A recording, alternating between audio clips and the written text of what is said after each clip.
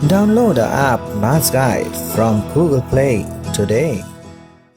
Exercise 3.1 का question number 5 discuss कर लेते हैं. क्वेश्चन दिया है obtain the coefficient of skewness by formula and comment on the nature of the distribution. अब यहाँ पर वो मेंशन नहीं किया गया है कि हमें कौन सा फॉर्मूला यूज करना है, कार्ल पियर्सन्स वाला या फिर बोलेस कोएफिशिएंट.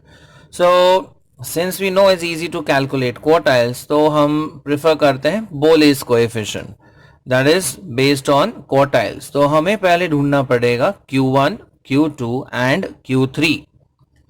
अब क्वार्टाइल्स ढूंढने के लिए डेटा के जो क्लासेस है वो असेंडिंग ऑर्डर में होने चाहिए, ऑलरेडी है. देन फ्रीक्वेंसी भी मेंशन्ड है. सो नेक्स्ट कॉलम हम जो प्रिपेयर करेंगे वो होगा लेस देन CF वाला column. So next column would be for less than cumulative frequency. So first frequency is 10 plus 20, ये हो जाता है 30, plus 40 that is 70, plus 10 gives 80 and 2 that is 82. So total frequency आ जाती है 82. अब कैलकुलेट करते हैं Q1. Q1 के लिए पहले उसका हम रैंक ढूंढते हैं, that is M. M is equal to 1 into N upon 4. So that is 1 into 82 divided by 4. So 82 divided by 4 gives 20.5. So rank आ जाता है 20.5. अब इसे हम लोकेट करते हैं CF वाले कॉलम में. सो 20.5 ये 10 के बाद वाले क्लास में आएगा, दिस वन. सो 60 to 64 ये हो जाता है हमारा Q1 class. So we have Q1 class is 60 to 64. इसका लोअर लिमिट है 60, क्लास फ्रीक्वेंसी है 20, CF प्रीवियस क्लास का हमें लेना है विच इज 10, एंड हाइट 60 से 64, so the height is 4. So now we calculate Q1 as L plus H by F into M minus CF. सो L is 60, H है 4, frequency है 20, M is 20.5, CF value है 10. सो अगर हम ये proceed करते हैं सो ये गेट 60 प्लस 4 टाइम्स, ये डिफरेंस आ जाता है 10.5 डिवाइडेड बाय 20. सो ये होता है 60 प्लस, सो 4 टाइम्स 10.5 ये होता है 42. 42 divided by 20 gives 2.1. So Q1 की जो वैल्यू आती है वो है 62.1 inches. So this is the value for Q1. वैसे हम ढूंढेंगे Q2 एंड Q3. सो फिर से Q2 के लिए हम उसका रैंक ढूंढते हैं, Q2 यानी कि median. So rank is given by 2 times n by 4, which would be 2 times 82 by 4. अब ये हो जाता है 41. अब 41 का जो वैल्यू है हम CF में लोकेट करते हैं. सो 41 ये 30 के बाद आएगा, यानी कि इस वाले क्लास में 64 से लेके 68 तक. सो वी से Q2 class is 64 to 68. The lower limit is 64, frequency is 40, CF of the previous class is 30, and height is again 4, 64 से 68. So height, class height या class width है 4. Now we calculate Q2 using the same formula, L plus H by F into M minus CF. अब L है 64, H है 4, frequency 40, M is 41, CF is 30. तो ये सारी values हमने substitute कर दी. सो वी गेट 64 4 टाइम्स, ये हो जाएगा डिफरेंस 11 का, डिवाइड बाय 40. So ये ones are, ये tens are. So 11 by 10 is 1.1. So 64 plus 1.1. So therefore Q2 की वैल्यू आती है 65.1 inches. So we have reached Q2, right? Q2 मिल गया. अब Q3 के लिए फिर से उसका हम रैंक ढूंढेंगे. So which is 3 times n by 4. That is 3 times 82 by 4. अब इसका हम रैंक ढूंढ लेते हैं.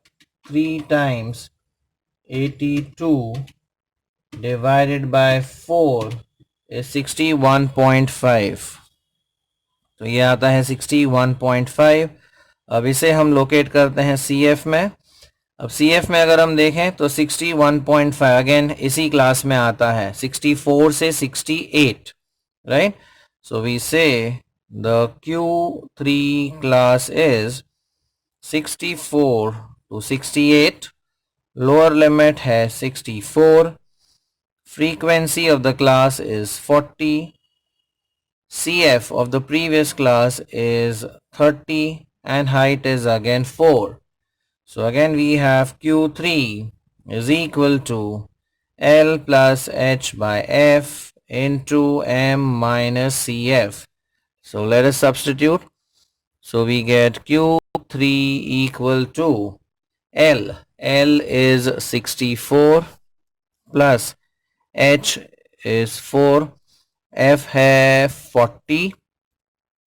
M is 61.5. So 61.5 minus CF. CF is 30. तो ये वैल्यू हमें मिलती है 64 plus 4 times 61.5 minus 30.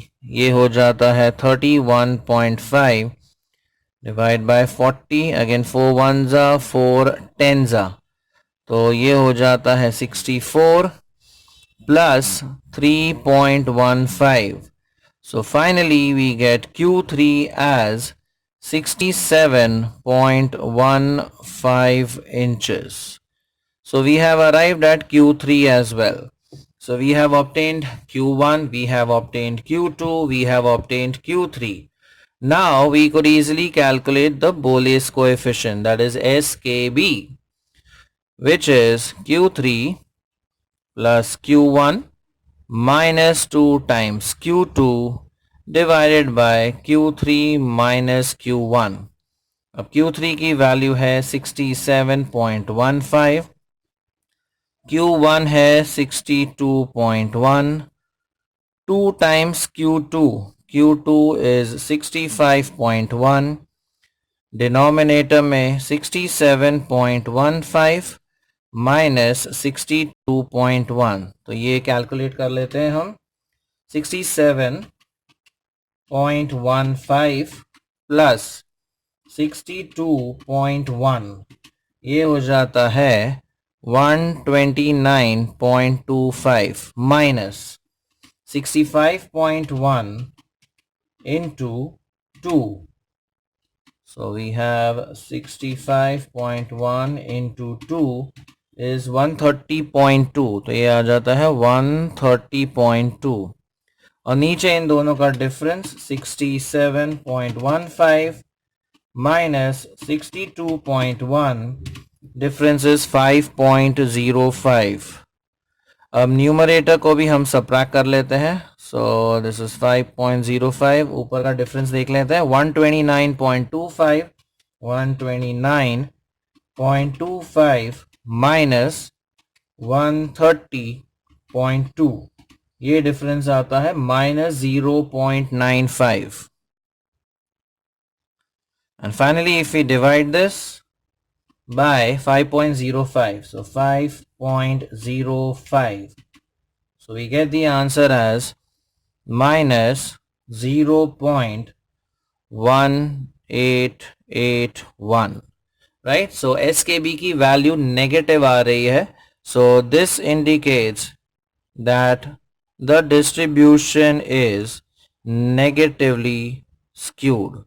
So basically you have to calculate the quartiles Q1, Q2 and Q3 and then use the formula for Bole's coefficient, that is SKB, and you get a negative value which indicates that the distribution is negatively skewed. Like it, share it, and subscribe to our channel for more such interesting videos. Thank you.